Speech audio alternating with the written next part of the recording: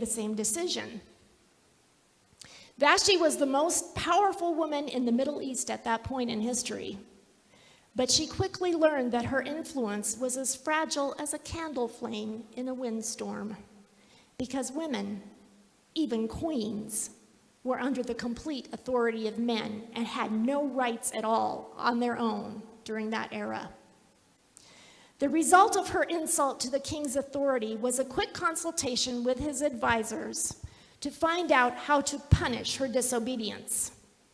The fear of the other men on the council was that if the queen could refuse the orders of the king, all the wives of the empire would arise in rebellion against their husbands, creating disrespect and discord in every household. So this was the result of their conference. Therefore, if it pleases the king, let him issue a royal decree, and let it be written in the laws of Persia and Media, which cannot be repealed, that Vashti is never again to enter the presence of King Xerxes. Also, let the king give her royal position to someone else who is better than she. Then when the king's edict is proclaimed throughout all his vast realm, all the women will respect their husbands from the least to the greatest. During the years that followed Vashti's fall from power, King Xerxes embarked upon a disastrous attack on Greece, in which he lost his empire's entire fleet of ships and thousands of valiant and loyal Persian soldiers. He wasted tons of gold and silver on the campaign without gaining any territory whatsoever for the empire. He returned home disheartened and discouraged, and he had no queen to comfort him. This is when the main events of the book of Esther began to unfold.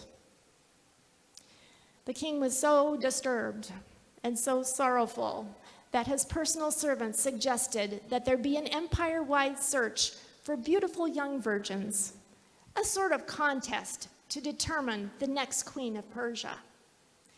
Each girl who entered the palace was given an entire year of beauty treatments to ensure that her skin was soft, that her scent was pleasing, and that she knew how to apply her makeup and style her hair in the most attractive fashion. I am certain that these young girls were also taught palace protocol so they would avoid faux pas while in the king's presence.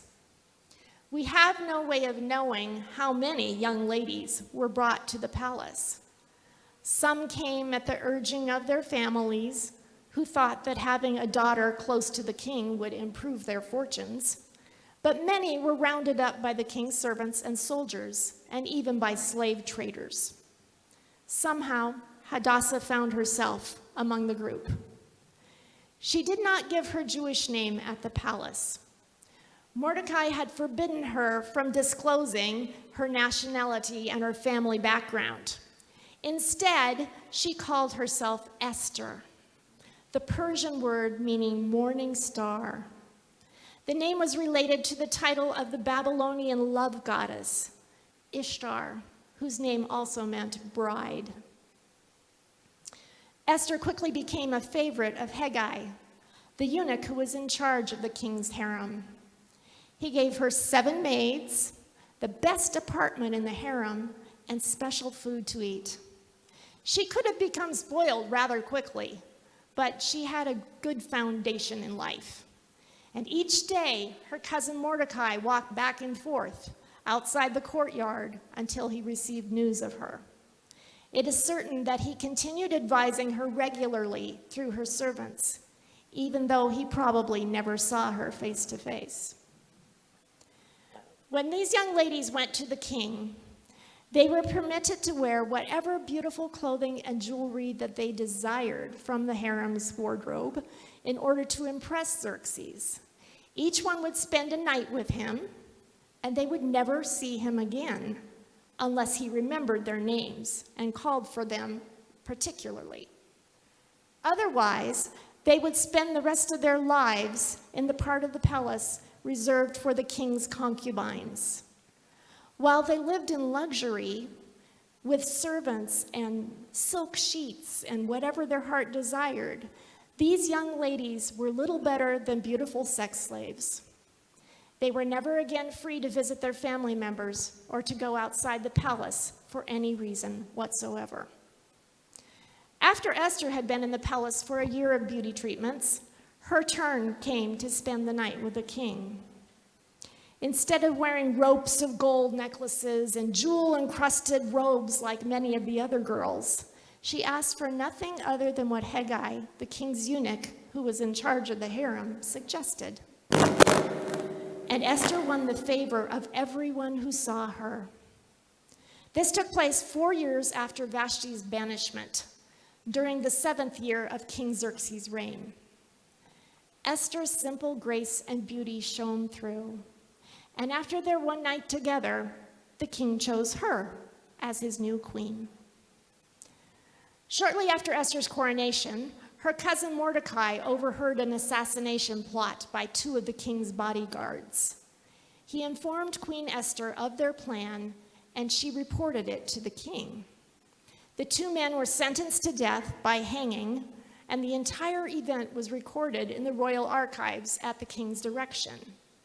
This will come up again a little later in the story.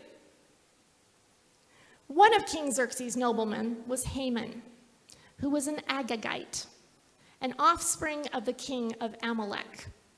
The Amalekites were descendants of Esau, who had attacked the children of Israel as they made their way from Egypt to the Promised Land. They attacked the back of the caravan, picking off the weak and the helpless. They were later defeated, first by Joshua in Exodus 17, and again by King Saul in 1 Samuel 15. So there was bad blood between the children of Israel and the Amalekites. Agag, the king himself, was executed by the prophet Samuel when King Saul would have spared his life. However, at least one of his children escaped the battle, and that child was the ancestor of Haman. Somehow, Haman impressed King Xerxes enough that he was elevated above all his other advisors. Due to his position in the court, people bowed down to him wherever he went. However, Mordecai, like Shadrach, Meshach, and Abednego before him, refused to bow to anyone but Jehovah God. It annoyed Haman to no end that one person at the gateway of the palace refused to bow down to him. So he made inquiries about who this person was. Driven by hatred upon learning that he was a Jew, he decided to destroy not only Mordecai, but all the Jews in the Persian Empire. It is estimated that 20% of the empire's population at that time was Jewish, approximately 5 million people. Of course, Haman did not directly reveal his plan to the king. He knew Xerxes would not consent to losing 1/5 of the empire's population and all of their resources in one day. Instead, he slyly resorted to bribery and flattery. Then Haman said to the king, "There is a certain people dispersed and scattered among the peoples in all the provinces of your kingdom, whose customs are different from those of all the other people, and who do not obey the king's laws. It is not in the king's best interest to tolerate them. If it pleases the king, let a decree be issued to destroy them, and I will put 10,000 talents, that's 345 metric tons, of silver into the royal treasury for the men who carry out this business." After the great loss of resources during the Greek campaign, the king certainly saw this as a means of restoring the empire's treasury, and he agreed with Haman to proceed with his plan. He allowed Haman to write the decree as he saw fit and to seal it with the king's own signet ring. As we read earlier, no law of the Medes and Persians could be repealed. The date chosen in consultation with his pagan gods was nearly 11 months in the future, March 7th in our modern day calendar. As incentive to carry out the order, Haman's decree allowed anyone who killed a Jew to pillage all of his possessions. While Esther lived in the palace, she had no idea of Haman's evil intent until after the decree had been translated into all the languages of the empire, sent by messengers on swift horses to every province, and announced in Susa's public square. Afterwards, the king and Haman sat down to drink, but the city of Susa was bewildered. They couldn't understand why that decree was made. Mordecai, as well as the people in every Jewish community across the empire, went into mourning. He tore his clothes, put on sackcloth and ashes, and went out into the city, wailing loudly and bitterly. But he went only as far as the king's gate, because no one clothed in sackcloth was allowed to enter it. Esther's servants knew of the relationship between her and Mordecai, so when some of them saw him in mourning, they reported it to the queen. Her first response was to send him new clothing to wear instead of the sackcloth, so he could come back into the palace. But he refused to accept it. She then sent a eunuch, one of her servants, to talk to Mordecai, and he returned to the queen with a report of Haman's dealings and a copy of the edict. In great sorrow, she learned that her own husband had unwittingly placed her life and the lives of all of her people in jeopardy. Mordecai also sent word that she needed to go to the king to beg for the lives of the Jews. Her message to Mordecai was that no one could go into the king's presence without first being invited, and the king had not invited her for over a month. If someone disobeyed this law, that person would be immediately executed, unless the king chose to hold out his golden scepter as a sign of favor to spare his or her life. Mordecai's response is the heart of this evening's message. Do not think that because you are in the king's house, you alone of all the Jews will escape. For if you remain silent at this time, relief and deliverance for the Jews will arise from another place, but you and your father's family will perish.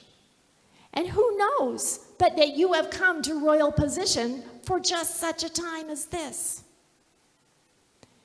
Esther had a choice at that point. Should she carry out the purpose for which God had created her? God had made her a gorgeous young woman for a reason. She was intelligent enough to hold the attention of the king. She had learned diplomacy and negotiation skills while living at the palace.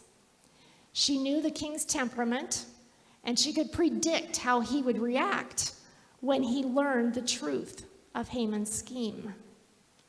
Her gracious ways had earned the favor of all those who surrounded her. She could either follow Mordecai's instructions, or she could choose to be self-centered and hope that her heritage would not be discovered and her life would somehow be spared. But if she chose the selfish path, millions of people would die. Nearly as many Jews as Adolf Hitler killed during the 4 years of the Holocaust, but all would die in just one day. Esther chose her God-honoring destiny that day, but she did not go before the king alone. She went in the power of God Almighty and with the strength that comes only through prayer and fasting. And she did not pray alone either. Her message to Mordecai asked for the support of the entire community. Go, gather together all the Jews who are in Susa and fast for me. Do not eat or drink for 3 days, night or day. I and my maids will fast as you do. When this is done, I will go to the king, even though it is against the law. and if I perish, I perish. It is no coincidence that we just completed a 3-day prayer seminar called The Watchman. The Holy Spirit orchestrates the life of the church so that teaching and prayer and music flow together in the theme he wants us to hear at a particular time. Even this evening, El Hadi's prayers flowed together with this message. Mordecai served as a watchman for the children of Israel who were still in Persia during his lifetime. The prophet Ezekiel wrote, "If the watchman sees the sword coming and does not blow the trumpet to warn the people, and the sword comes and takes the life of one of them, that man will be taken away because of his sin. But I will hold the watchman accountable for his blood." Mordecai blew the trumpet to Esther, the one person whom he knew in a position of governmental influence, so that the lives of millions would be saved. Esther used the gifts that God had given her to obtain the king's favor. 3 days after her fast had begun, she and her maids prepared an extravagant, tasty meal fit for the king's consumption. She dressed in her most flattering royal gown, styled her hair in an attractive manner, put on her makeup and a royal crown, and walked gracefully into the courtyard outside the king's throne room. When Xerxes saw her, he was so overwhelmed by her beauty and elegance that he immediately held out his golden scepter, welcoming her into his presence, and thereby saving her life. In fact, on the spot, he offered her whatever she wanted, even up to half of the kingdom. He knew she had come to ask for a favor, but she wisely chose to use her skills in diplomacy at that moment. Instead of simply blurting out her demand, she merely asked the king and Haman to come to the banquet that she and her maids had prepared that afternoon. And at the meal's conclusion, he again extravagantly offered Esther up to half of the kingdom. But she only asked for Xerxes and Haman to return for another delicious dinner on the following day, and she promised to share her request then. Haman was flattered by the queen's invitation, but the day was spoiled for him when he passed by the gateway where Mordecai worked.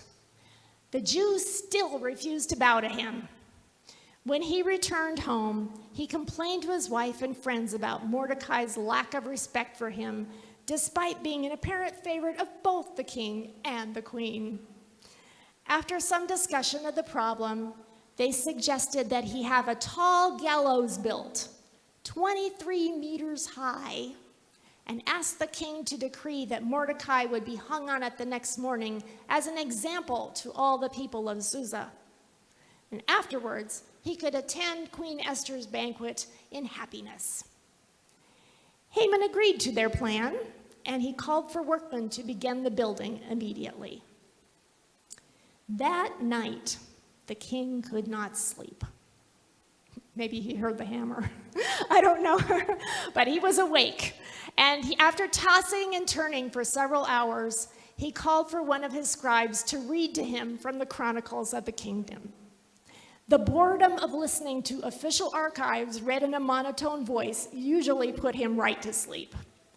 But on that night, God was working on the Jews' behalf in answer to their prayers. Early in the morning, he still wasn't asleep, and the scribe read about the assassination attempt that Mordecai had